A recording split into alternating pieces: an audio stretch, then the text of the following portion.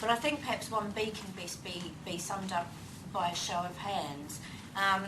We're talking about, should the 850 habitable rooms per hectare remain the upper density, which is the current situation, or should the upper limit be 1,100 habitable rooms per hectare in the London plan be applied to the Paddington Opportunity Area? So this is quite specific to the Paddington Opportunity Area. But, I mean, does anyone, as a general rule, perhaps we could just record, if collect minds, you know, as their support for the upper limit of the 1,100 habitable rooms per hectare, say, for the Paddington Opportunity Area. Does anyone support that going forward at all? What does it mean? To me, I don't know.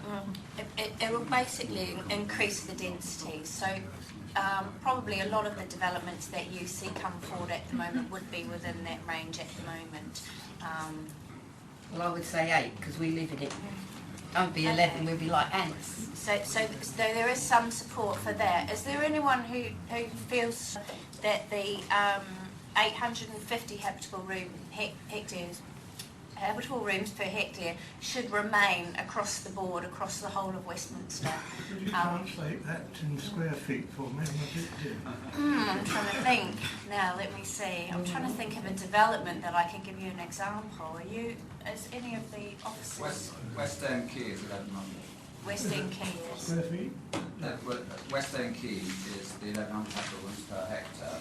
Which is in square feet? Which I don't know what the square feet. If you go to development, you get a sense of it. What I was trying to say to you is that if you try and push up the development to high levels, the cost goes up, and the cost to the community or the person who wants to live there goes up. Mental health is one of them. Could we just have a finished show of hands in terms? Does anyone support those higher density limits being rolled out more widely across Westminster? So we've talked about Paddington Opportunity Area, so there is some support for that as well. Well, I think this is one. Does that include high value properties? Includes any other areas.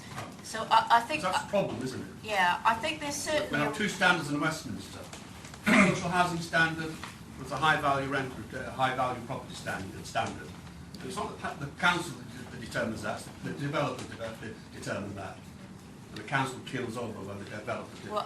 I think what I'd say on question 1B is there's obviously a range of views, and what we'll do is we'll put forward a range of different options, and then if people who have come here tonight could let us know which of the various options that have been put forward tonight, which of those they support. So we've just got a gentleman here who's had his hand up for some time. I don't have the details in front of me, and I've not read the report, but you're asking these people to vote whether they want a higher density, 800 or 1100.